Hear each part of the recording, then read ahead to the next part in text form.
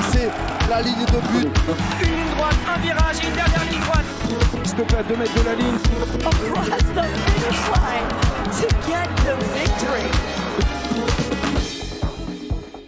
Bonjour à toutes et à tous et bienvenue sur le podcast La Ligne, le podcast qui décrit toutes les carrières liées au sport de haut niveau. Je m'appelle David et 2 fois par mois j'irai à la rencontre de toutes ces personnes qui ont fait de leur passion sportive leur métier. Athlètes, médecins, journalistes sportifs, dans l'ombre ou sous le feu des projecteurs, nous découvrirons ensemble les joies, les peines et les passions de ces personnalités au destin aussi atypique que extraordinaire. Je t'invite grandement à t'abonner, à noter et à laisser un commentaire sur Apple Podcast pour me suggérer des idées, des améliorations ou encore des invités. Tu peux également suivre la page Instagram laligne.podcast où tu découvriras l'envers du décor de chaque épisode. C'est également un excellent moyen pour me contacter. À chaque fin d'épisode, je lirai un commentaire de la plateforme Apple Podcast ou un message reçu sur Instagram afin de prendre en compte tous vos avis. Le but, faire progresser ce podcast tous ensemble. Allez, assez parlé, tout de suite, place à notre invité du jour. Le vélo que j'aime, c'est d'arriver comme ici dans des endroits incroyables. Je suis devenu cycliste pour ça, pour l'aventure et la découverte. Bonjour Steven Le Yarec, Bonjour. comment ça va ? Ça va pas mal, Il fait un peu moins moche que ces derniers jours ici à Paris. Et non, ça va plutôt bien quand je vois ce qui se passe en France et à travers le monde avec ce Covid. Non, je trouve que ma vie est plutôt bonne en ce moment. Ouais, tant mieux, si tu le permets, je vais te présenter rapidement aux auditeurs. Donc Steven, tu es né au milieu des années 80 et tu te passionnes très tôt pour le cyclisme. Si je devais résumer rapidement, un jour, tu décides de claquer la porte à ton rêve de devenir coureur cycliste professionnel, un rêve que tu touchais des doigts à ce moment-là. Tu reprends des études avant de partir au Népal en 2016, un voyage qui change ta vie. Tu es désormais aventurier professionnel, même si tu avoues que tu ne sais pas vraiment ce que ça veut dire. Tu as réalisé de multiples expéditions à vélo, le Great Himalayan Trail, le Paris-Dakar en 20 jours, le lac Baïkal, et tu en prépares une considérable, le projet 666 sur lequel on reviendra.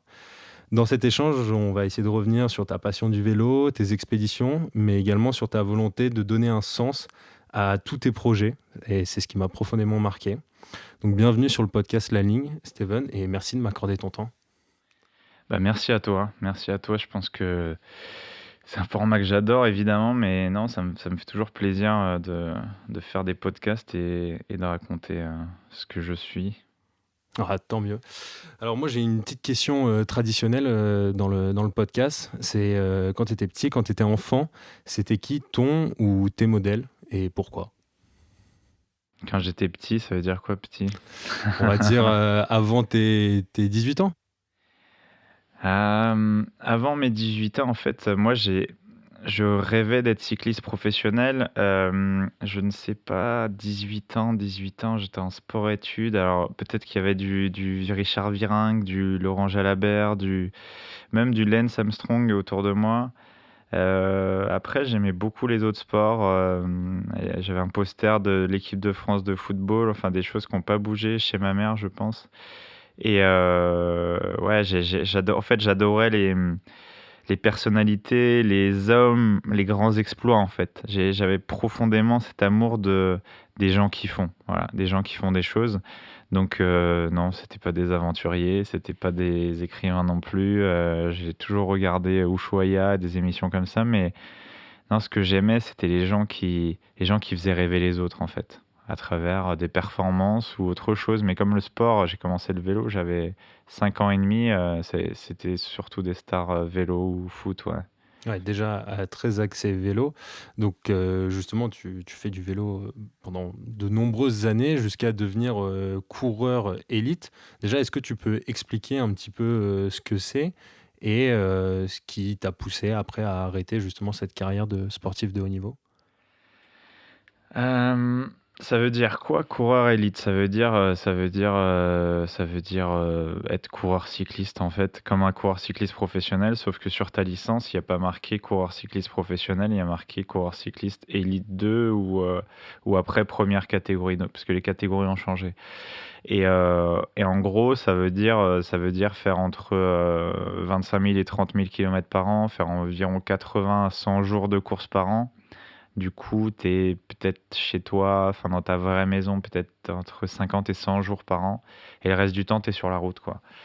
Tu es sur la route à t'entraîner ou en camion, ou voilà. Donc la différence entre un coureur cycliste pro et un coureur cycliste élite, c'est un coureur cycliste qui gagne moins d'argent, qui n'a pas de contrat pro, qui est parfois aussi professionnel qu'un coureur pro, sauf qu'il a presque la même vie qu'un coureur pro, sauf qu'il gagne moins d'argent.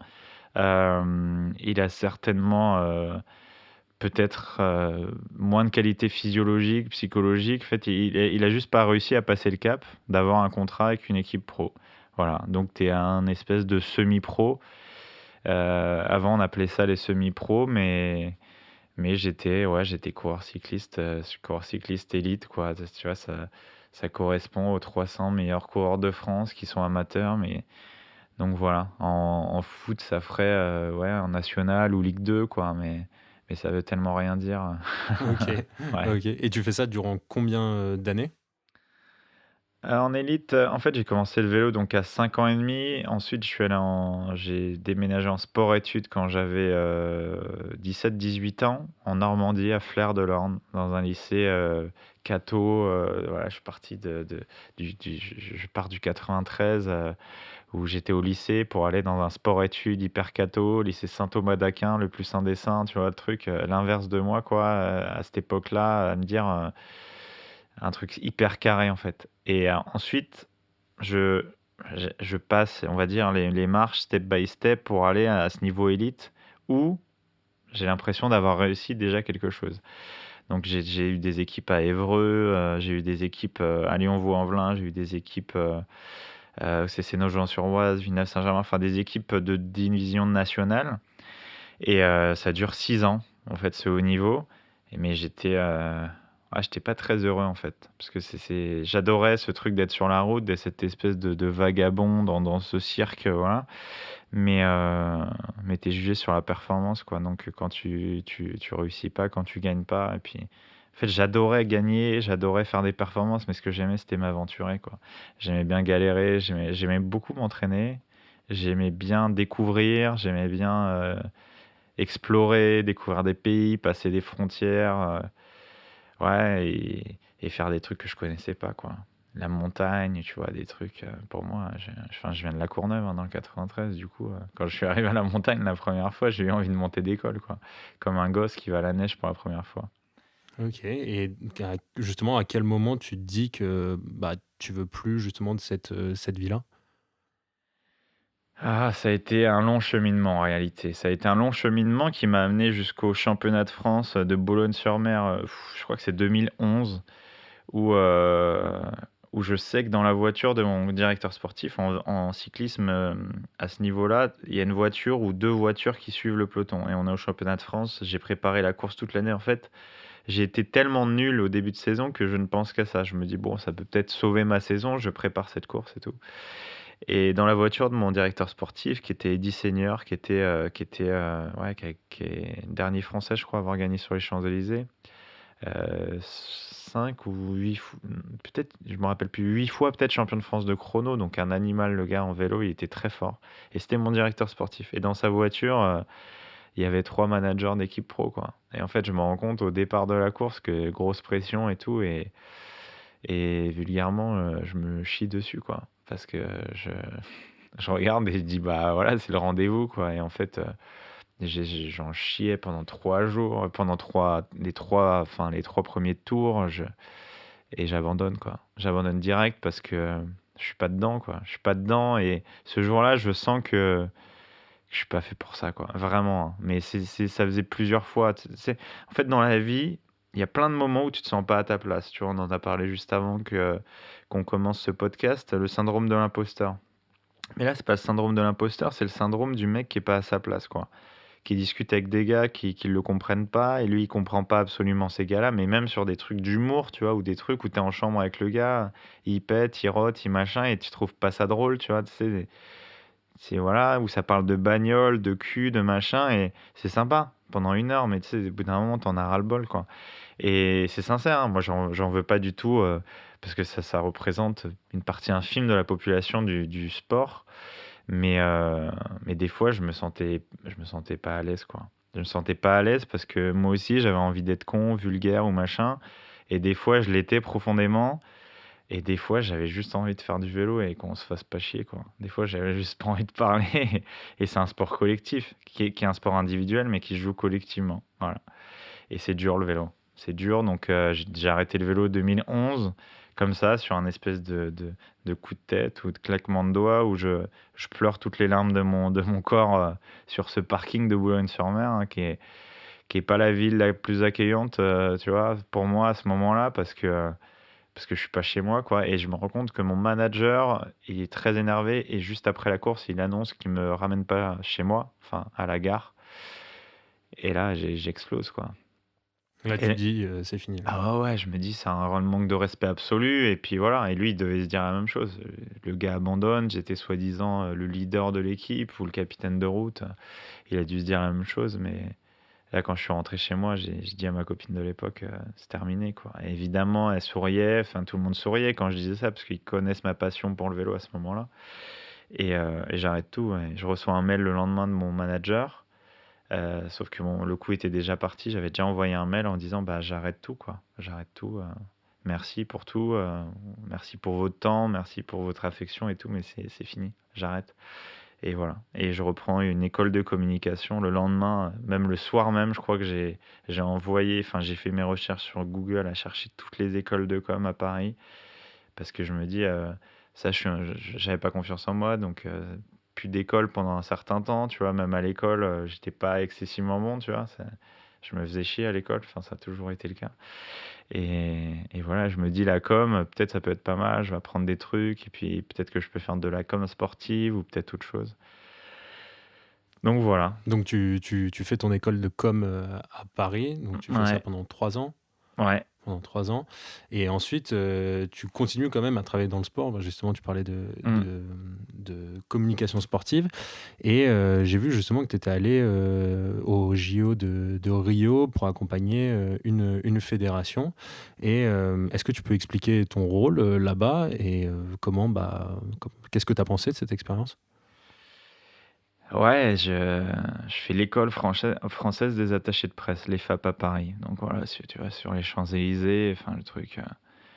J'arrive qu'avec des enfants de riches, moi avec ma gueule de pas plus pauvre que les autres, je me dis c'est cool, il y a des gens comme moi et en fait même là je me rends compte que je suis pas à ma place parce qu'on est tous différents, mais en fait j'ai compris la vie aussi à ce moment-là, c'est que c'est des gens qui étaient plus jeunes que moi, beaucoup plus jeunes, mais pas que dans le numéraire, quoi, tu vois? C'était pas que des chiffres, quoi. C'était, en fait, je me rends compte que j'avais vécu 10 vies, quoi. Mais je pense que quand j'avais 8 ans, tu vois, j'avais déjà 50 ans, des fois dans mes réflexions parce que je regardais les gens et la vie avec un certain recul. Tu sais, il y a des moments où enfin, tu sens que tu c'est même pas de la maturité, c'est tu te poses des questions, qui sont pas celles de ton âge. Et à ce moment-là, encore plus, parce que j'arrive dans cette école, j'ai vécu une carrière de coureur, et dans le vélo ou dans le sport de haut niveau, tu dois faire ta place tout le temps, quoi. Tout le temps. C'est la guerre sans les armes, tu vois. Et là, pareil, moi j'ai l'impression qu'il faut que j'arrive avec mon fusil et que je sois là, quoi, que je sois prêt, quoi. Et en fait, j'ai jamais travaillé autant. Je travaille jour et nuit toute cette période-là. Je monte ma boîte en même temps que l'école pour payer mes études.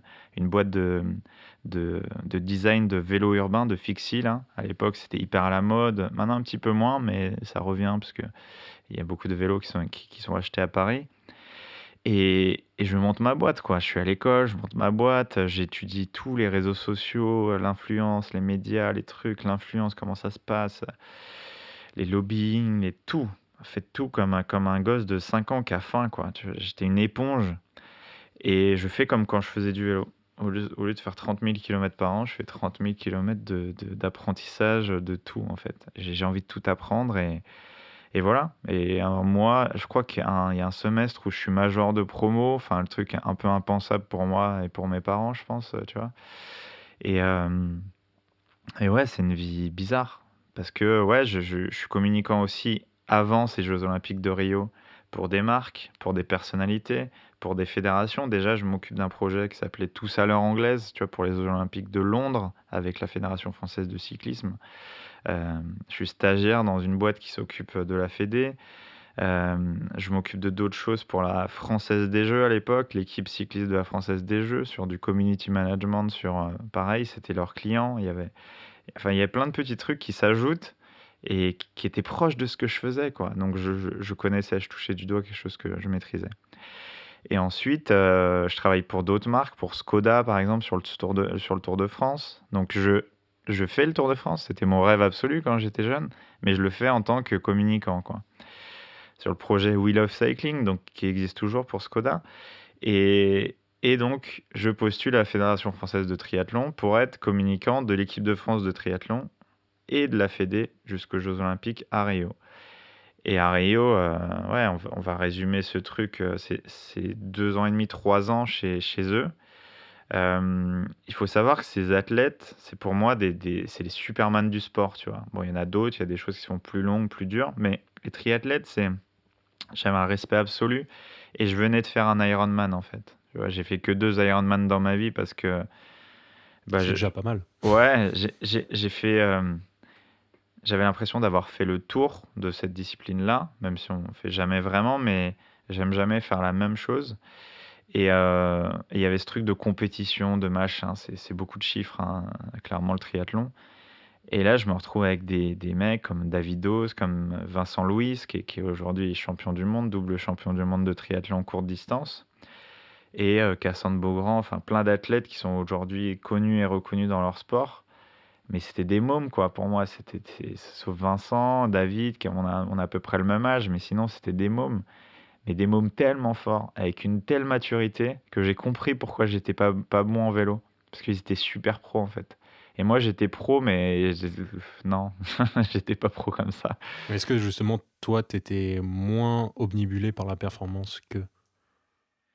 Je sais, oui, certainement. Je sais pas, en fait. Moi, j'y arrivais pas parce que ça me rendait fou, en fait. Mais c'est pas que la performance, tu vois. Faire un podcast, c'est une performance. Faire des études, c'est une performance. Créer une famille, c'est une performance. Rester en vie, c'est une performance à certains moments.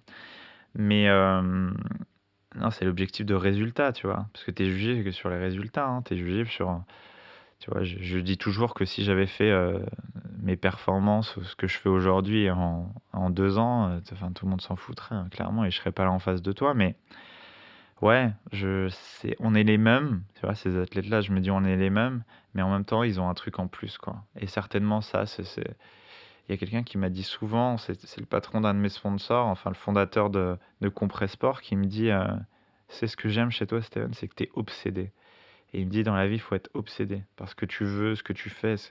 Et c'est vrai que quand je suis concentré sur un truc, bah, ça m'obsède et ça me rend fou, tu vois. Je suis à fond, quoi, tu vois. Et du coup, certains trucs, je les réussis. Mais eux, ils étaient obsédés, mais avec en même temps du talent physique, tu vois, un truc de fou, quoi. Tu vois, quand tu es champion du monde de triathlon, ça veut dire que tu cours à plus de 20 km/h après avoir couru, après avoir nagé pendant 1,5 km et roulé pendant 40 km. Donc voilà. Et aux Jeux à Rio,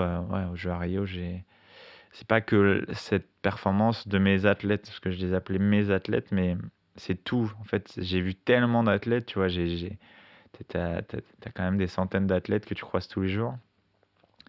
Et j'ai pas vu beaucoup de sourires, quoi. Bon, c'est pas l'endroit où on n'est pas dans un monastère, hein, mais c'était dur quand même. Tu vois, c'était dur pour l'ambiance était dure. Tu sens que c'est beaucoup de paraître avec. C'est un espèce de système qui vit, qui est un truc énorme, hein, Jeux Olympiques, mais j'étais mal à l'aise, quoi. Parce que juste à côté, tu avais les bidonvilles de Rio et tu te rends compte de ce qui se passe autour. Et et qu'en fait, on en a rien à foutre au fond de ces gens-là, avec des mômes de 12 ans, avec des kalachnikovs, quand tu vas manger dans un restaurant à 10 bornes de Rio. Ok, d'accord. Donc, complètement aseptisé. Et là, ouais, après ça, j'arrête tout. Après, justement, ouais, t'arrêtes Ouais. et là, tu décides de partir au Népal, c'est bien ça? Ouais, je décide.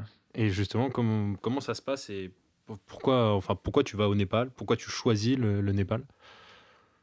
Je sais pas. Au fond, je sais pas. Je pense que dans la vie, il y a des choses qui te sont amenées sur un plateau ou avec d'autres mots, des gens, des signes dans la vie, des gens qui t'aiguillent, des gens que tu rencontres et t'acceptent. Tu vois, sur mon chemin, il y a eu des gens qui ont été là. Voilà. Et des fois, j'ai pas su. Ils m'ont tendu la main, j'ai pas su la tenir, ou je le sentais pas, ou j'étais complètement obsédé par autre chose. Du coup, tu as l'impression que ça n'a pas de sens.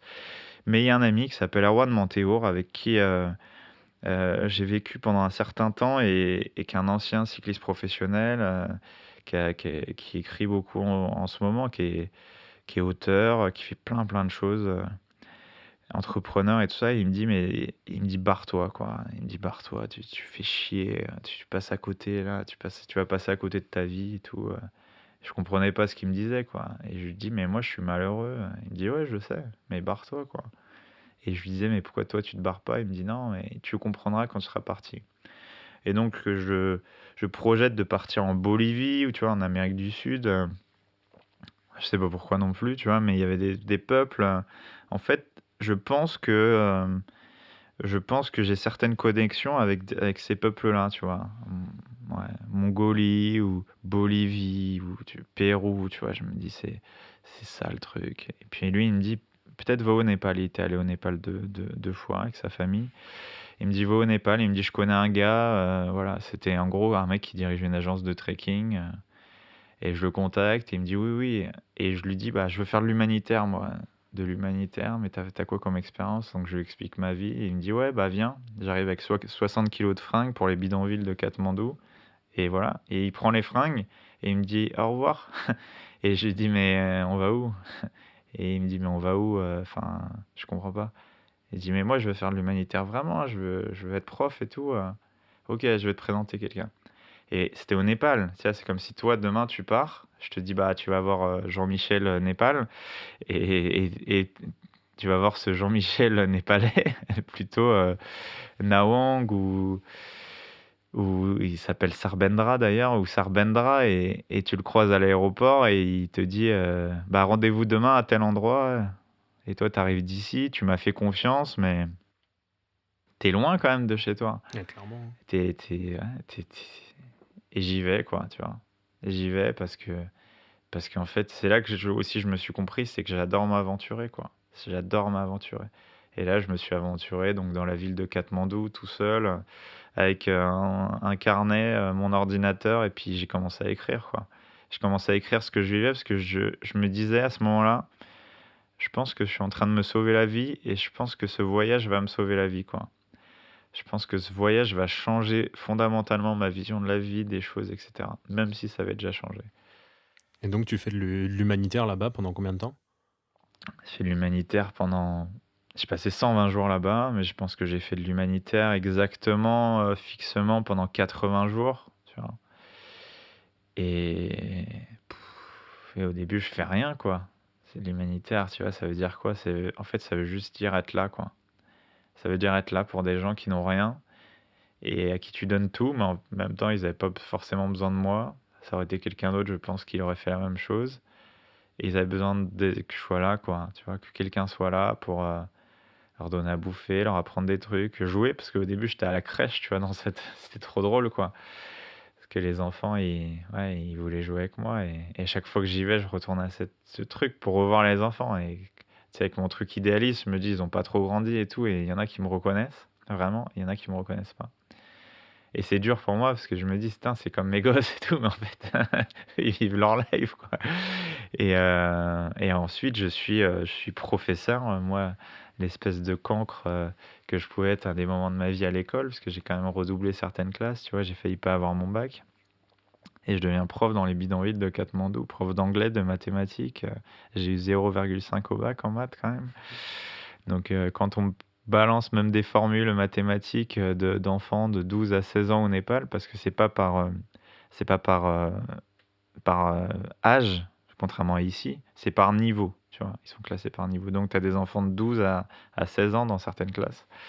Et donc ouais, je joue le prof en fait, tu vois. Alors, je parle toujours du rôle qu'on joue dans la vie. Bah là, j'ai essayé de jouer mon meilleur rôle de prof parce que je respecte beaucoup les profs et je les comprends mieux aujourd'hui. En fait, c'est des acteurs, quoi. C'est des comédiens parce qu'il y a des enfants et comme j'ai pu être un peu con qui posent des questions pour savoir vraiment, tu vois. Et moi, j'avais des enfants comme ça en classe et ouais, j'ai essayé de leur donner ce que j'avais pas eu à l'école. Donc ouais, c'était Et gratifiant. à ce moment-là, justement, où tu es au Népal, moi j'ai vu que tu as réalisé des retraites Vipassana. Alors moi je connaissais pas du tout et ça m'a vachement intéressé. Est-ce que tu pourrais expliquer un petit peu ce que c'est? Mm. En fait, avant ce voyage au Népal, pourquoi le Népal aussi d'ailleurs? Parce que j'ai commencé à faire de la méditation peut-être 6 mois avant. Pourquoi? Parce que j'allais mal en fait. J'allais vraiment mal et c'est pas mes proches qui m'ont incité à faire ça parce que à cette époque-là, j'étais un peu seul dans ce truc-là, mais ça me faisait du bien, tu vois? Et aujourd'hui, je dis que pour moi, le bonheur, c'est synonyme d'apaisement et de transmission, tu vois? Aventure, apaisement, transmission. Parce que si je suis pas apaisé, je deviens fou complet, quoi. Et je fais n'importe quoi. Et on est dans une société de chaos, un espèce de chaos, tu vois, en ce moment avec le Covid, où les gens, s'ils étaient beaucoup plus apaisés, ils vivraient les problèmes enfin très différemment en tout cas. Et même la maladie d'ailleurs. Et le changement. Et ouais, je méditais, du coup, j'arrive à Katmandou, déjà je rencontre une fille. J'étais dans un café comme ça et elle me voit avec un carnet qui est un peu comme le tien, là, gribouillé. Et en fait, j'ai voyagé, j'avais fait des choses dans ma vie, mais jamais comme ça à m'exposer, à me poser dans un café, à juste rien faire, quoi. Même si j'étais en train d'écrire. Et cette fille, c'était une Croate, elle commence à me parler, elle me dit: «Mais t'écris quoi?» et tout. Et je lui explique: «Bah, j'écris ma vie». Elle explose de rire, «Enfin, t'es qui, quoi? Tu te prends pour qui?» Et je dis: «Non, non, j'écris ma vie parce que» et tu vois, comme là, je me livre à cœur ouvert, tu vois? Et je fais la même chose, quoi. Je lui dis: «Bah, ouais, j'en ai chié, j'ai pleuré, j'ai machin, c'était ça ma vie, j'étais malheureux», donc je lui raconte. Je lui fais un podcast, sauf qu'elle a pas diffusé le podcast et ça aurait été différent et en fait, elle me dit: «Bah, moi, je suis prof d'anglais, aussi dans les bidonvilles» et elle me raconte sa vie et elle me dit: «Je peux lire?» parce que donc c'était en français, donc je lui fais en anglais. Et évidemment que vu le vocabulaire que j'avais à l'époque en anglais, ça a pas été facile, donc elle explosait de rire assez souvent, mais elle me dit: «Mais écris un livre et tout». Je dis: «Non, non, pour l'instant je veux le vivre et après on verra» et heu et je lui dis: «Mais c'est quoi ta vie en ce moment?» Elle me dit: «Bah là, dans 5 jours, je vais faire un truc qui va changer ma vie, ça s'appelle Vipassana» et je dis: «C'est quoi Vipassana?» Donc elle m'explique, c'est 11 jours, enfin 10 jours de méditation silencieuse. T'as pas le droit de parler, de séduire, de regarder dans les yeux, de courir, de marcher, de faire du yoga, de s'étirer, enfin, t'as le droit de rien faire, d'écouter de la musique et cetera, de lire et donc je lui demande: «C'est où? C'est machin?» Tu vois? Je veux tout savoir, quoi.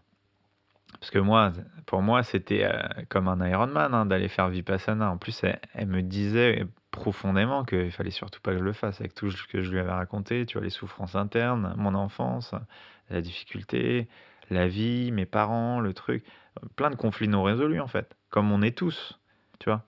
Sauf qu'il y en a qui arrivent à gérer, leur espèce de coffre ou leur sac à dos intérieur et de l'alléger au fur et à mesure de la vie. Il y en a qui gardent un sac à dos hyper lourd et donc c'est dur de faire, des aventures quand ton sac il est lourd et elle me dit: «Mais toi tu vas mourir quoi si tu ne le fais pas quoi». Elle me dit: «Va méditer 2 jours déjà c'est bien pour toi et tout» et plus elle me disait ça, plus j'avais envie de le faire quoi. Ah, il fallait pas te dire Ah ça en ouais, fait. je dis: «Mais tu ouf de m'interdire quoi» et elle me disait: «J'adore et tout, c'est trop drôle, tu te rends pas compte». Si, si, je lui dis: «T'inquiète, je vais le faire» et donc ouais, non plus que ça, 2 mois après je le faisais Et c'était dur? et c'était très dur, ouais.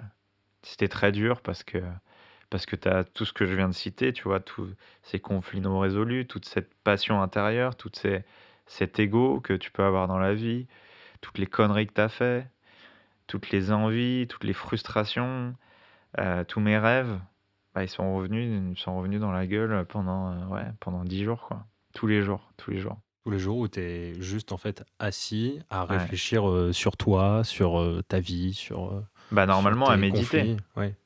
Normalement à méditer. Mais évidemment que quand tu n'arrives pas à méditer, à un moment, c'est difficile, quoi. C'est difficile. Donc là, à ce moment-là, tu réfléchis. Tu dis, mais pourquoi j'ai. En fait, enfin, t'as plein de choses qui arrivent, notamment ce truc de. Même ça, j'arrive pas à le faire, quoi. Tu sais, je suis vraiment un loser, même méditer, j'arrive pas, tu vois. Et puis tu regardes les autres, c'était comme ça, mais tu dis, même. Et je dis, je suis seul. Et en fait, tout le monde se dit ça. Parce qu'il y a toujours un moment dans la journée où tu n'arrives pas à méditer. Et moi, c'était le matin tôt. Enfin, aujourd'hui, là, si tu me demandes d'aller rouler le matin tôt, ça me fait mal, quoi. Et là, c'était pareil. Là, c'était l'enfer. Je vivais l'enfer parce que j'arrivais pas à méditer, je me prenais la tête et je souffrais beaucoup. Et surtout, tu as toutes les douleurs psychologiques internes, elles reviennent dans ton corps. Alors, des fois, elles reviennent à travers des douleurs musculaires, les genoux, les articulations ou le dos. Et moi, j'ai tout pris dans le dos, quoi. Et ouais, et le maître spirituel, là, il nous convoquait tous les jours pour faire un point 2 fois par jour et tout. Et je disais que c'était dur, quoi. Parce qu'au début, tu dois juste observer ta respiration au niveau du nez, du triangle du nez jusqu'à la bouche. Après la bouche, et tu respires toujours avec le nez, tu vois. Et au bout d'un moment, c'est dur, ouais. C'est dur. Et puis, au bout de 3, 4 jours, les choses elles s'ouvrent, tu vois les couleurs plus fortes, tu sens les trucs beaucoup plus forts. Déjà, tu manges végétarien pendant 10 jours aussi. Donc, c'est sain. Tu fais 2 repas, plus un repas très léger le soir.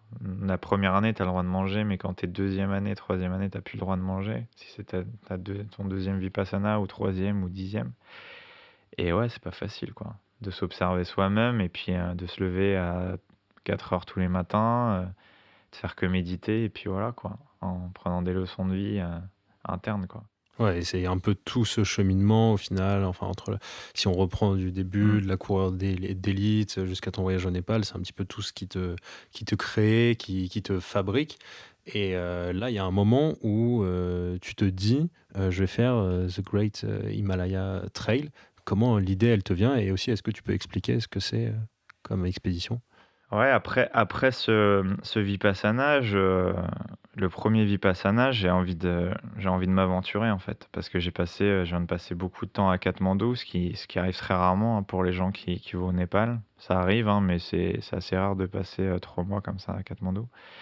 Et je décide de faire du trekking comme tout le monde, mais du trekking plus parce que je suis toujours le mec, je suis déjà le mec que je suis aujourd'hui, hein, un petit peu, c'est-à-dire j'ai envie de faire des conneries, quoi. Tu vois, j'ai envie de pousser, j'ai envie d'aller chercher un peu plus loin, donc je décide de faire 2 6 000 mètres et puis d'aller au camp de base de l'Everest que tout le monde fait ou est capable de faire, je pense, tu vois, toutes ces choses-là qui sont assez grand public, mais j'ai envie de faire plus, quoi. Donc je fais tout seul, assez en autonomie, un peu aventureux surtout, quoi. Et ouais, je me rends compte de plein de choses sur ce chemin, et notamment je rencontre une expédition qui s'appelait Everest Green. Ils nettoyaient les camps 1, 2, 3 de l'Everest. Je reste avec eux un peu sur le camp de base de l'Everest, et je rencontre un monsieur qui s'appelle Jean-Michel Jorda, qui est aventurier aussi, et qui me dit, moi j'ai fait du vélo de là à là dans l'Himalaya, ça s'appelle le Great Himalaya Trail, ouais. Et je le regardais comme ça, et en fait, à ce moment-là, ça a tellement résonné dans ma tête, je dis, mais c'est énorme ça, tu vois, le pays qui est en train de changer ma vie, et le sport qui m'a formé, quoi, qui m'a suivi jusqu'à maintenant, alors que ça faisait longtemps que je faisais plus de vélo quand même, tu vois, j'étais un peu... Il y avait une sorte de rejet du vélo après ta Ouais, carrière? bon, j'ai fait du vélo évidemment pendant la période Ironman, je me suis beaucoup entraîné à vélo, mais c'est pas le même vélo, quoi. Et là, je me dis, ouais, je pense que ça peut me réconcilier avec le vélo, quoi. Et au-delà de ça, c'est traverser l'Himalaya avec un vélo, quoi. Donc tu vas de Kanchenjunga, 3e sommet du monde, à Ilsa, donc c'est l'extrême est jusqu'à l'extrême ouest. Et il y a 2000 km et 90 000 mètres de dénivelé positif. En passant des cols à 6000. Ouais, t'as 15 cols à 5000 et 2 à 6000, et avec des conditions climatiques qui sont changeantes, qui sont incertaines, qui sont compliquées, donc. Et comme ça dure longtemps, ouais, tu peux passer par des trucs. Je suis parti en mars, hein, mais tu peux tout avoir, quoi, de -20, -30 degrés jusqu'à +25, quoi, à certains moments quand tu redescends à 800 ou 1000 mètres, ouais. Ok, et donc quand tu réalises ça, donc tu décides de le faire en vélo, sachant, enfin juste pour info pour les auditeurs, c'est que généralement ce que j'ai vu, c'est qu'il faut à peu près 160 jours en moyenne pour le faire à pied. Toi, tu vas le réaliser en 51 jours, ce Himalaya Trail. Et c'est quoi les éléments qui t'ont le plus marqué dans cette aventure? Et surtout, moi, ce qui m'intéresse, c'est quoi les émotions qui ont le plus dominé? C'est en fait presque 2 mois d'expédition. Alors, il y a beaucoup de choses, c'est-à-dire que déjà dans la préparation, je décide de médiatiser ce projet. Donc, il a été diffusé à la télévision sur France TV Info j'avais entre 3 et 8 minutes dans la matinale de Samuel Etienne tous les vendredis matins. Donc, j'avais un caméraman qui était là une partie du temps, qui faisait une expédition un peu parallèle parce qu'il passait du temps avec moi et avec Nga Wang, qui était mon Sherpa et avec qui on a vécu enfin, lui, il a été absent 10 ou 12 jours, Nawang. Pewen un peu plus, mais en fait, parce qu'il redescendait, enfin, il redescendait pour envoyer des images. C'était un peu une galère, quoi. Bon, je me suis mis cette galère en plus, mais mon truc de communicant, cette formation a fait que j'avais envie de transmettre, de donner aux gens, de montrer l'Himalaya, parce que c'était ouf. Je savais que ça allait être dingue. Donc je fais ça, je me mets dans cette merde de envoyer des images, faire une expédition et en même temps essayer de communiquer en même temps. Et ouais, mes sentiments, enfin, ça changeait tout le temps, mais ça a toujours rythmé notre expédition de devoir envoyer des images, de rencontrer les gens, de raconter des choses aussi, parce que tu vis pas la même expédition quand tu as l'obligation d'envoyer des trucs, quoi, tu vois, et de raconter des choses. Et puis il y a des moments, c'était juste dur. Voilà. Il y a des moments où c'était juste, comme Vipassana, comme j'ai pu connaître dans la vie, où je me dis, juste, je suis une merde, quoi, tu vois, j'y arriverai pas.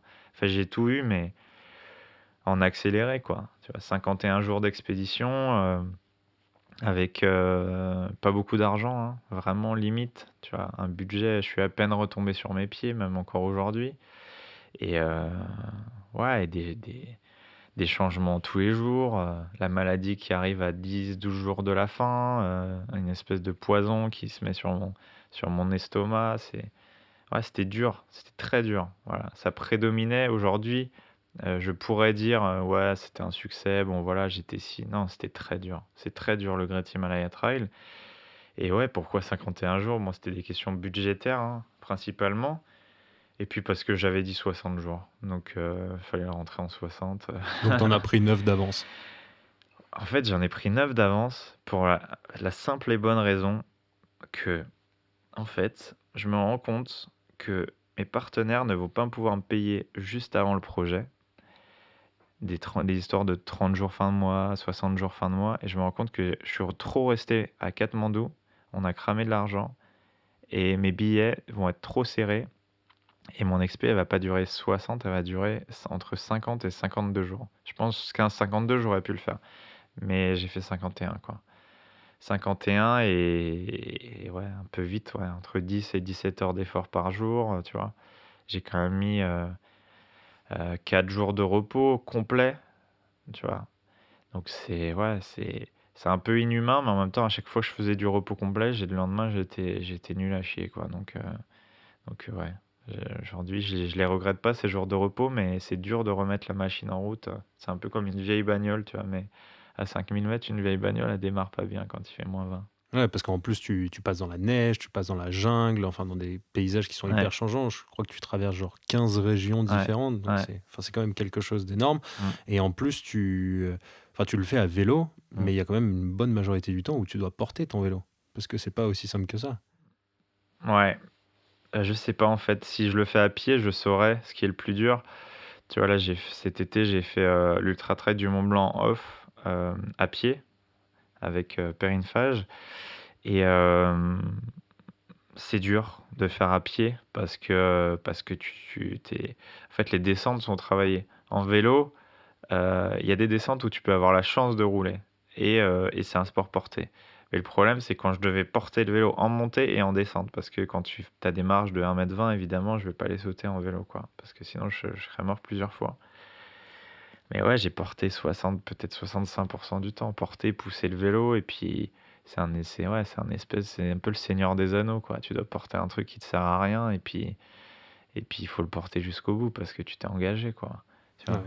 Plus ton équipement. Plus ton équipement, ouais, ça fait j'ai eu jusqu'à 35 kilos sur le dos, 35-40 kilos sur le dos, quoi.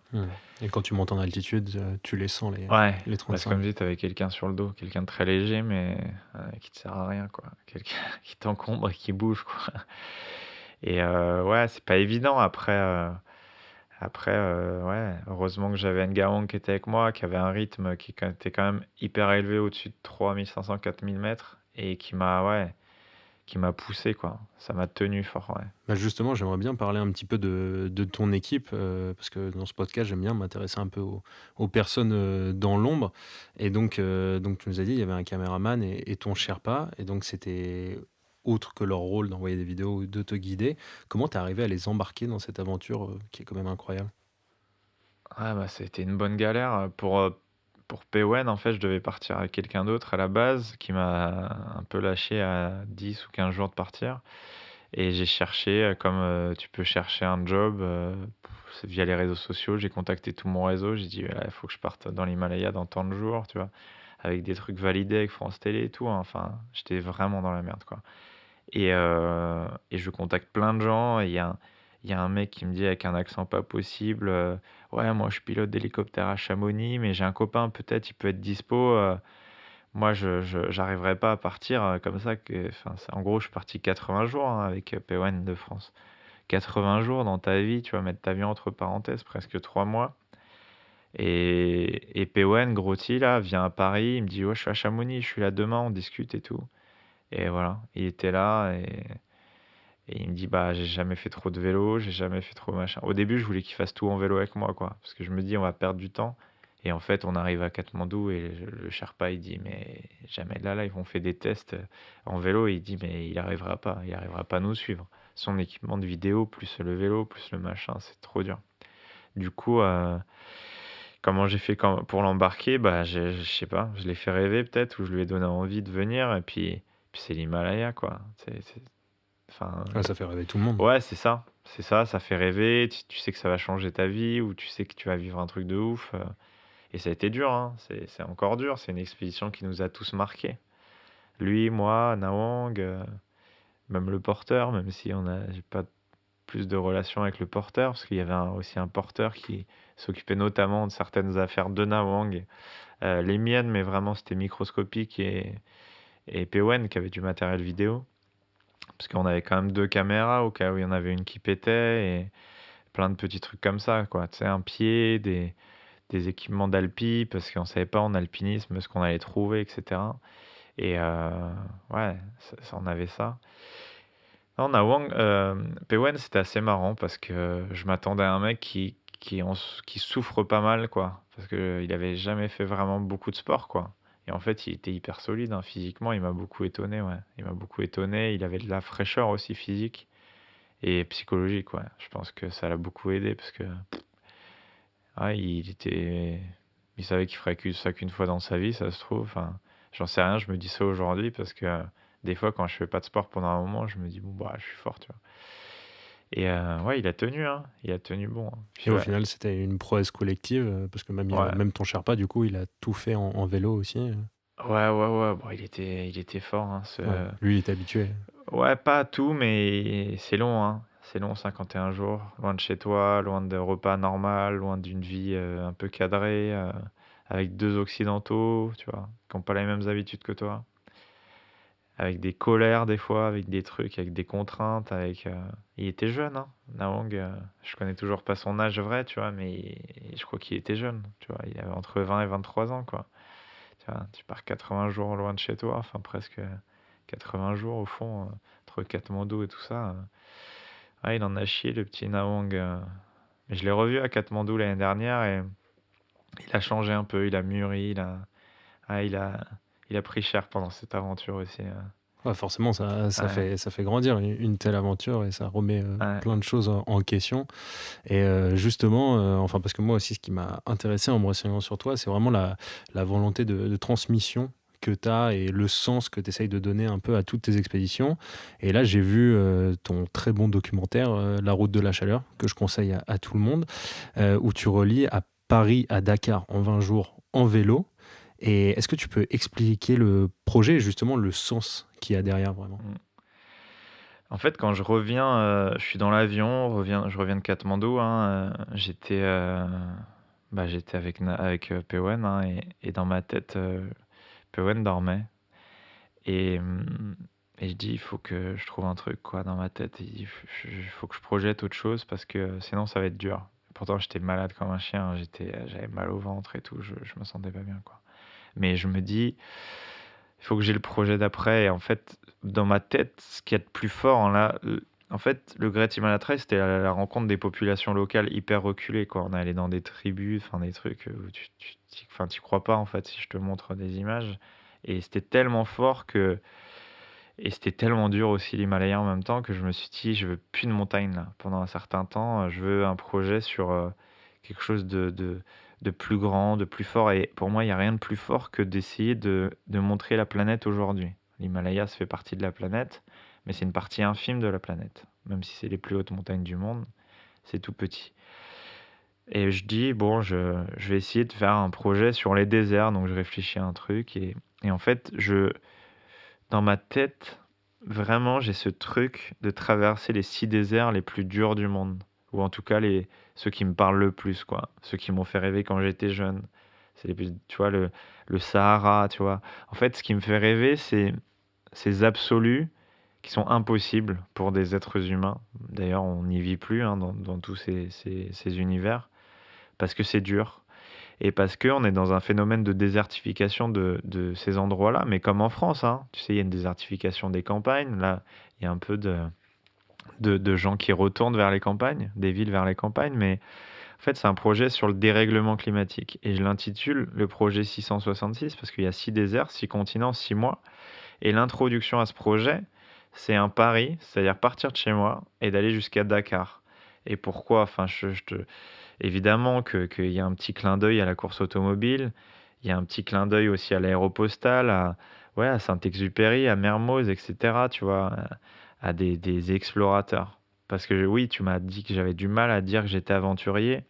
En fait, j'ai eu du mal pendant longtemps parce que je sais pas ce que ça veut dire. Ça veut dire quoi? Toi, tu es aventurier, moi je suis pas aventurier, toi, tu es explorateur, ah ouais. Tu as exploré quoi? Bah, moi, exploré le désert de Bardenias. Ah bah, super.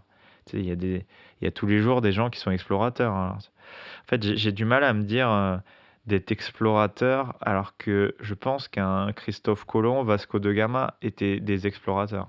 Steven Le Yarrick, il explore quoi, tu vois? Je pense qu'il y a beaucoup de gens qui ont déjà traversé des déserts, notamment des locaux, qui ont déjà fait des trucs hors du commun et dont on ne parle jamais.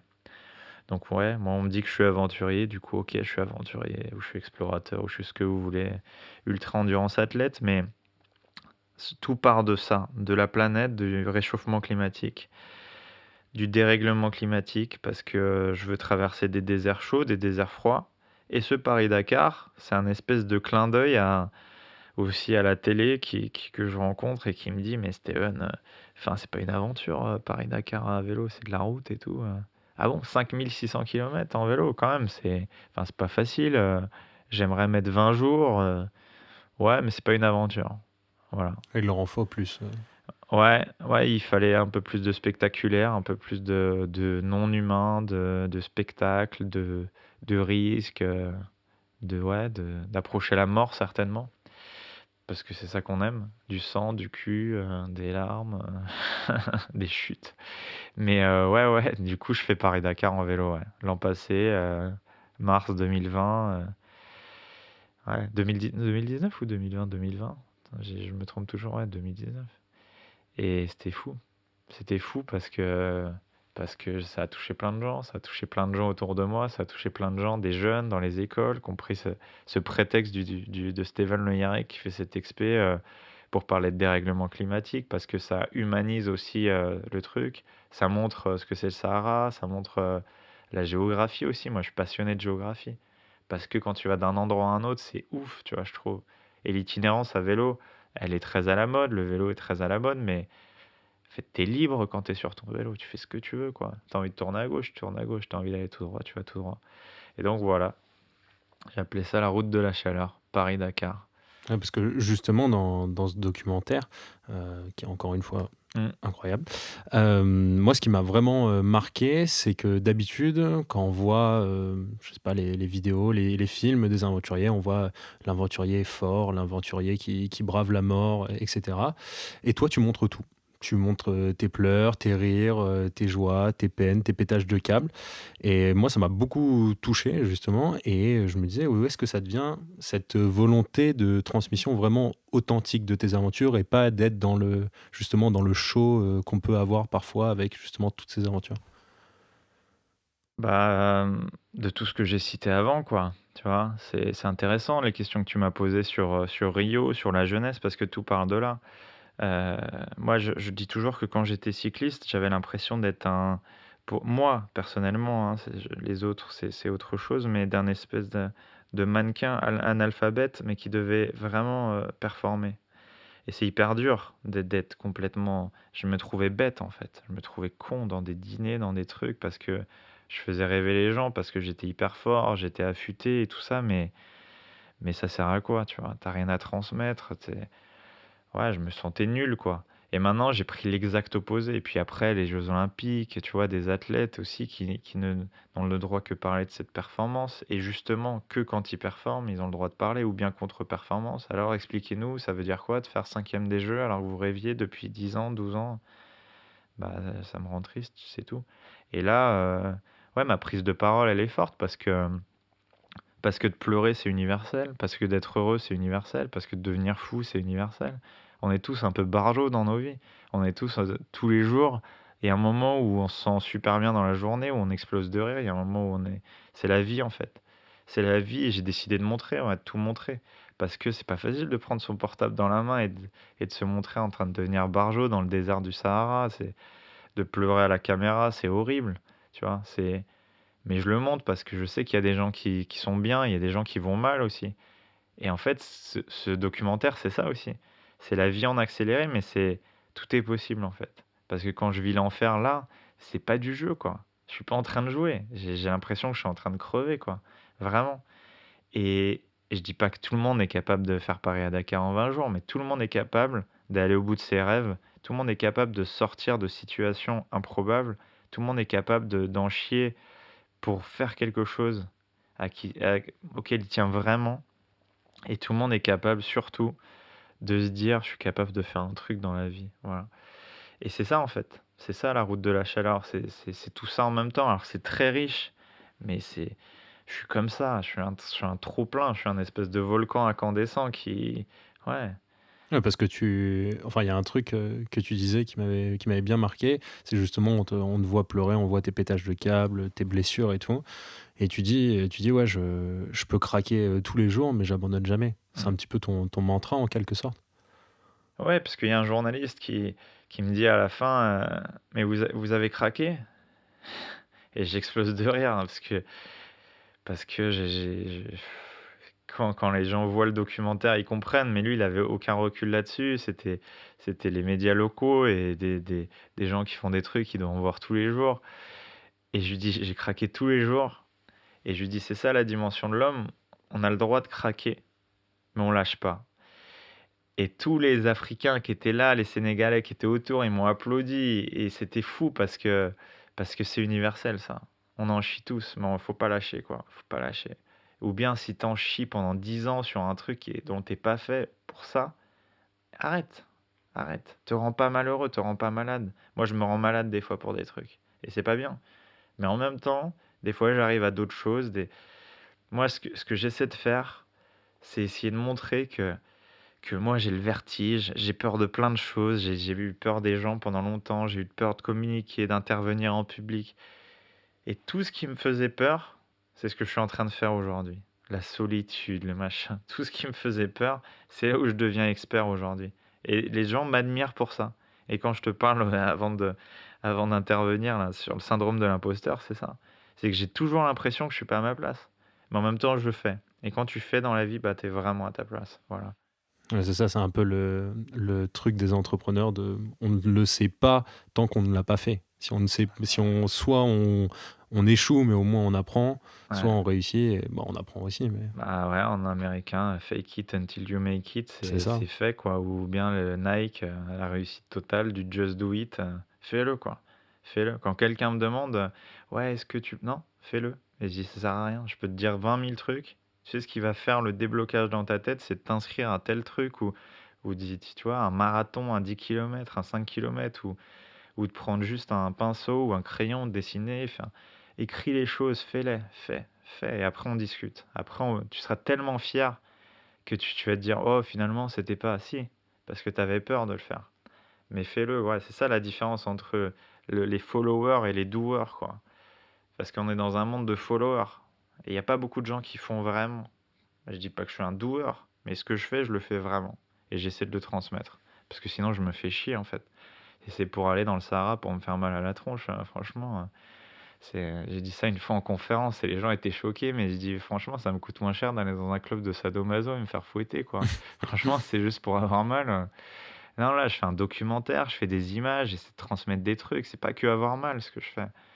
Bien sûr que j'ai mal à des moments, mais en fait, je vois tellement de choses, je me sens tellement libre. En fait, je suis tellement heureux que c'est inestimable. Quand je donne ça, putain, ce documentaire, il est monté, il est diffusé après au Grand Rex, parce que je le monte pour ça, pour un festival qui s'appelle Tous en Selle. C'est exactement ça, Tous en Selle, quoi, tu vois. Et pourquoi je collabore avec ce festival? Parce que ça a changé ma life, le vélo. Et pas que la compète, pas que de gagner le Tour de France, pas que gagner. Voilà, ça te Ouais, rend c'est pas libre. tellement la ligne d'arrivée qui t'intéresse, c'est plus le chemin parcouru. Ouais, ça, tu vois, on peut considérer ça comme un lieu commun, mais ce chemin, il n'existe, tu vois, en faisant. Tu fais tous les jours un petit peu, hop, voilà. Toi, tu fais ton podcast, bah, tu transmets des trucs aux gens et tu es en train de le faire, et voilà. On fait, on enregistre, et il y aura quelqu'un d'autre demain, et voilà. Et tu es en train de faire quelque chose, tu crées quelque chose. Et c'est dur de créer des trucs. Mais il n'y a que en essayant que tu y arrives, quoi. Ouais, complètement, complètement. Et donc ça, c'est en fait la route de la chaleur, c'était une sorte de premier entraînement pour un projet plus gros sur lequel on reviendra un petit peu après. Et ensuite, là, l'année dernière, enfin cette année même, juste avant le confinement, tu es parti en expédition sur le lac Baïkal en Russie. Est-ce que tu peux expliquer un petit peu déjà où c'est, ce que c'est et le but de l'expédition? Bah, c'était en Sibérie, sur le lac Baïkal, donc un des endroits les plus froids sur Terre, quoi. Entre, à l'année, ça va là, en ce moment, il doit faire 0, enfin entre 0 et -10 et jusqu'à -50. Et là, c'est plutôt l'épicentre de la froideur sur Terre, tu vois? Là, il fait très froid, c'est très dur, c'est un lac gelé, deuxième réserve d'eau douce, de la planète, que les Chinois veulent absolument depuis des centaines d'années. Enfin, c'est la folie, c'est froid, c'est dur, c'est impitoyable, mais c'était une préparation pour un futur désert je projette de traverser l'Antarctique en vélo et l'Arctique également, mais je voulais à ce moment-là m'entraîner pour préparer ce futur projet, aventure, gros projet de ma vie, le projet 666, et Perrine Fage, qui m'accompagne dans pas mal d'expés, qui a toujours des idées farfelues, m'envoie un message un jour, elle me dit: «Mais on pourra aller là, on pourra aller le truc, hein». Elle revenait de Finlande, ouais, elle revenait donc du cercle arctique, et elle me dit, elle avait échoué sur un truc de 3 jours, mais elle s'était loupée parce que c'était trop dur, c'était à pied 300 kilomètres dans la neige, enfin horrible.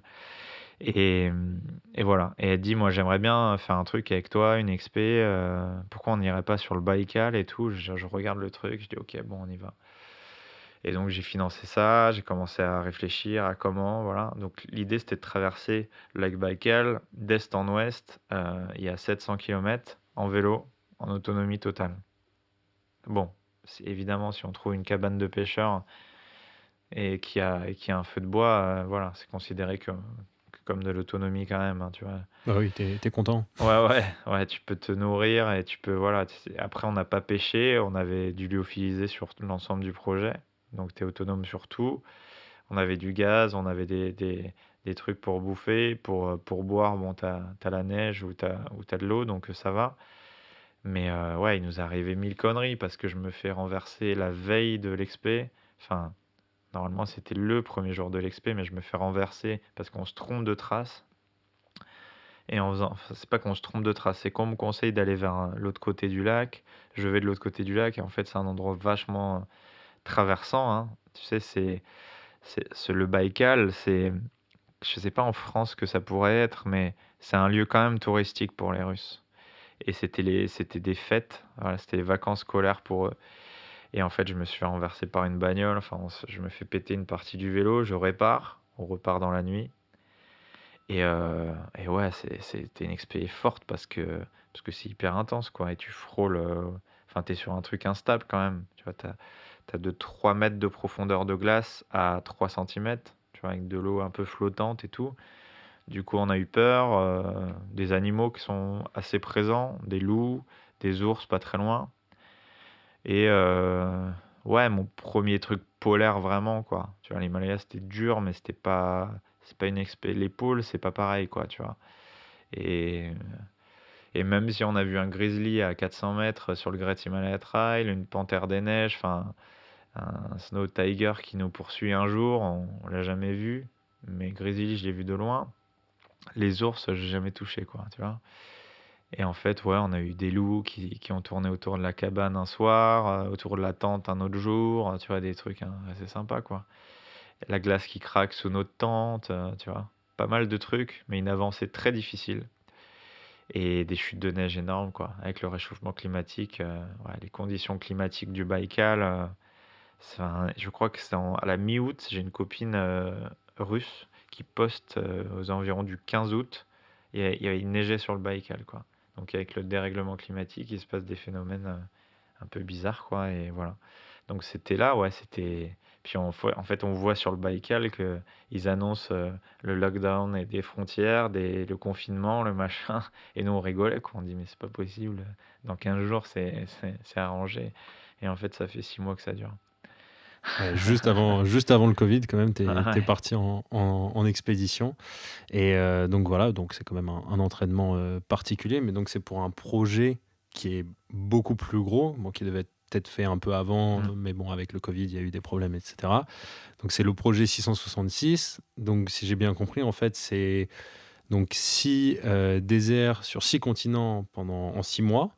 Et donc, tu as comme ligne de départ le désert d'Atacama et comme ligne d'arrivée le désert de Kalahari, Namib. Mm. Est-ce que tu peux nous expliquer déjà justement le sens que tu veux donner à ce projet et comment tu vas le réaliser?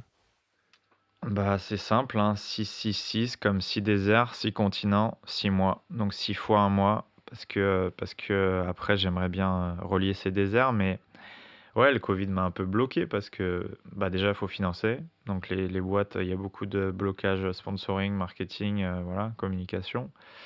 Et au-delà de ça, les frontières, quoi, elles ont été bloquées, notamment les pôles, parce que en fait, au début, je devais partir faire l'Atacama. Je vois que c'est compliqué, donc je me suis dit, bon, ça sera l'Antarctique, tu vois. Je voulais financer l'Antarctique parce que pour moi, c'était le plus dur à organiser, le plus coûteux, le plus inconnu pour moi. Du coup, je fais le Baïkal en préparation en me disant, bah, je serai prêt en fait. Donc voilà. J'avais presque tout qui était aligné pour partir sur cette Antarctique. Mais comme un entrepreneur, ouais, faut se préparer à tout. Et là, je m'étais pas vraiment préparé à ce qui s'est passé là dans le monde entier. Donc là, toutes les expés des pôles. Bon, là, j'ai vu que Mathieu Torder avait fait quand même une expo au Groenland, mais les 2 pôles sont bloqués depuis un certain temps là. Donc voilà, pour l'instant, jusqu'à nouvel ordre, ça bouge pas de ce côté-là. Donc ça sera possiblement un autre. Ça sera peut-être le désert mongol. Donc partir, partir de Sibérie et traverser le désert de Gobi, quoi. Et d'aller jusqu'à l'Himalaya. En fait, j'ai un rêve con et un peu idéaliste, c'est de refaire la trace des évadés du Goulag, tu vois, qui est une longue trace. Et en gros, sur le papier, c'est 6 déserts, faire en gros 1000 miles par désert. Voilà, il n'y a jamais personne qui a fait 1000 miles en Antarctique, pas grand monde qui a fait 1000 miles dans beaucoup d'autres déserts. sur le Gobi, il y a beaucoup de gens qui ont déjà fait des kilomètres, mais 1000 miles, c'est quand même beaucoup. Et puis de montrer la planète aujourd'hui, quoi. Montrer le dérèglement climatique qui est existant, mais montrer nos conneries aussi, les conneries de l'homme, parce que montrer un petit vélo en Antarctique, montrer les températures aussi qui sont observées, faire des relevés. J'aimerais faire des relevés scientifiques aussi pour mettre au-delà de la caution scientifique, montrer quoi. Et puis enfin, ça coûte cher d'aller en Antarctique, clairement. Donc si j'y vais, vaut mieux que ce soit pour une bonne raison et un peu partout sur la planète. Et montrer la dimension de l'homme, quoi. On est microscopique, quoi, comparé à cette planète, à tous ces univers, quoi, qui étaient peuplés quand même, hein, qui étaient peuplés. C'était vraiment peuplé. Le Sahara, il y a des centaines, même plus de 1000 ans, c'était peuplé. C'était vert même. Et maintenant, la planète se réchauffe à mort. Et en fait, ces univers-là, c'est juste le révélateur de ce qui se passe dans le monde, quoi. Tu vois, quand il fait des canicules, 45 degrés à Paris, bon, ça dure 3-4 jours, on en chie un peu, mais quand ça arrive dans ces univers-là et que ça dure hyper longtemps, voilà. Et moi, je veux voir aussi l'adaptation du corps à la chaleur, au froid, l'adaptation physiologique, mais aussi logistique, technique, tu vois. La vie, quoi, tu vois. Ouais, c'est ça. Mais c'est au-delà de la. Moi, ce qui m'intéresse, c'est que justement, c'est au-delà de la prouesse. C'est Mm. pas juste, entre guillemets, tu prends Mm. ton vélo et tu vas dans les déserts. Mm. C'est tu veux montrer des choses, tu veux informer les gens et c'est tout à ton honneur. Et en vrai, ça touche beaucoup plus, je pense, quand justement on voit quelqu'un qui. Parce que c'est un travail de longue haleine, tu as dit, ça part du financement jusqu'à Ouais. la réalisation, après le documentaire, etc. Et quand on voit quelqu'un qui arrive justement à faire tout ça, et justement, ça nous touche beaucoup plus parce qu'on est tous humains et on est sensible à ces émotions. Et écoute, moi, ça m'a fait très plaisir en tout cas d'en apprendre sur ce projet et j'espère que tu vas pouvoir le faire au plus vite. On arrive à la fin de cette interview et j'ai encore 2 petites questions. Est-ce que si tu te projettes un petit peu plus loin, on va dire, ce serait quoi une autre expédition que tu rêverais de faire, au-delà de, par exemple, la trace du Goulag? Là, depuis bon, ça fait un moment que je veux monter l'Everest, hein. Mais j'aimerais bien partir de Paris et aller jusqu'à l'Everest, en fait, en vélo et de grimper l'Everest. En fait, j'ai cette connerie idéaliste de me dire, j'aimerais bien être le premier à mettre un vélo en haut de l'Everest, tu vois. Donc je me suis fait démonter parce que ça a été posté par un média très connu et ils ont raison de le poster parce que je l'ai dit, donc dites-le. Mais ouais, j'ai ce truc dans la tête de dire j'ai envie de mettre un bike qui est pas du tout fait pour ça et de rouler un peu sur l'Everest, ouais. Un peu plus haut de ce que j'ai déjà roulé. Aller jusqu'au camp de base de l'Everest avec un vélo. En vélo, parce que aujourd'hui, je sais que je peux rouler jusqu'au camp de base. Il n'y a pas grand monde qui a été jusqu'au camp de base de l'Everest. Je crois qu'il y a un Norvégien une fois qui a fait Norvège, Katmandou, Everest. Mais ouais, j'aimerais partir de Paris jusqu'au camp de base de l'Everest. Et puis voilà, ça c'est un de mes trucs. Ouais, j'aimerais traverser l'Atlantique avec un vélo en fait, en pédalo, tu vois. J'aimerais faire une transatlantique en bateau aussi. Enfin, ouais, des idées, des idées farfelues, j'en ai plein dans le coffre, ouais. Et c'est ça qui est incroyable, c'est que quand même le vélo reste toujours au cœur, quoi. Même quand tu me parles d'un pédalo, genre traverser l'Atlantique, quelque chose comme ça, il y a quand même toujours cette passion du vélo qui reste présente. Ouais, il y a la passion du vélo. Bon, faire du vélo sur l'Atlantique, ça sert à rien, c'est clairement, mais en même temps, c'est mon truc, quoi. Il y en a plein qui l'ont fait à la rame, il y en a plein qui l'ont fait en bateau, énormément d'ailleurs. Et pourquoi j'essaierais pas de faire un défi technologique, montrer même, il y aura beaucoup de solaire hein, si je fais une expé comme ça, et montrer tout ça, quoi. Après, c'est beaucoup d'investissement, faut que je trouve les ingénieurs qui sont capables de me construire ça, parce que le faire sur le lac de Carcan, à côté de Bordeaux, c'est un truc, traverser l'Atlantique, c'est autre chose. Et ouais, j'ai des trucs comme ça, des choses qui me viennent. Puis après, aujourd'hui, je fais beaucoup de choses en France là en ce moment parce que les frontières sont un peu bloquées. Et puis voilà, mais des idées, j'en ai plein. Et puis j'adore ça, surtout, j'adore découvrir. J'ai envie de découvrir des univers partout dans le monde et de rendre hommage à la planète, quoi, de montrer un peu. Bah écoute, on refera un podcast alors quand on aura fait toutes ces expés et tu pourras encore nous en dire plus. Ça fera la suite de cet épisode. Donc moi j'ai une petite question à la fin, un peu plus légère, parce que j'ai vu aussi que t'écoutais pas mal de musique. Et donc si tu devais prendre genre soit ta musique du moment ou une musique préférée. Je saurais pas te dire. Je saurais pas te dire, mais étonnamment, quand je prépare des expés comme ça, je suis très Chopin, tu vois. Je suis très, très des trucs qui rendent dépressif la moitié des gens à qui je fais écouter, mais en fait, ça me permet juste de m'évader, de me poser, quoi, et de pas être dans la projection, parce que c'est très intérieur quand j'écoute de la musique classique et ça me renvoie à moi-même, quoi. Et ça me permet de me poser et de tout arrêter.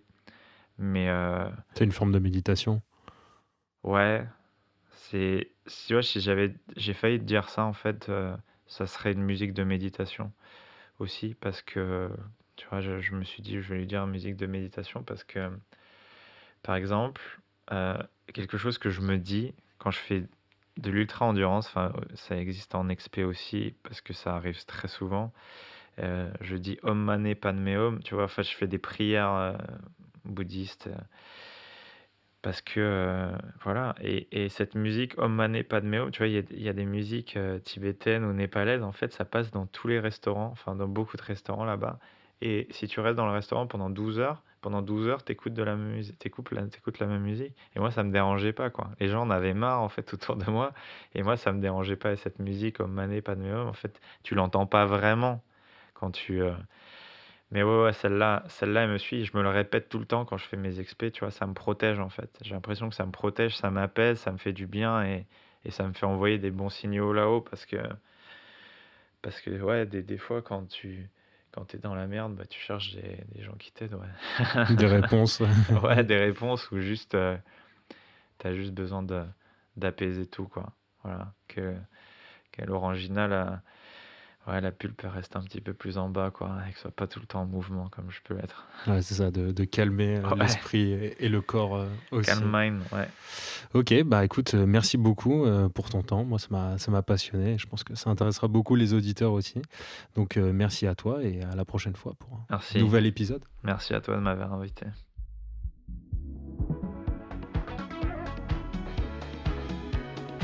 Merci à tous d'avoir écouté ce 5e épisode jusqu'au bout. Ça m'a fait vraiment hyper plaisir de pouvoir rencontrer Steven. J'espère que cet épisode vous aura plu. N'oubliez pas de laisser des commentaires et des étoiles sur Apple Podcast. C'est vraiment ce qui m'aide le plus pour atteindre le maximum de gens possible.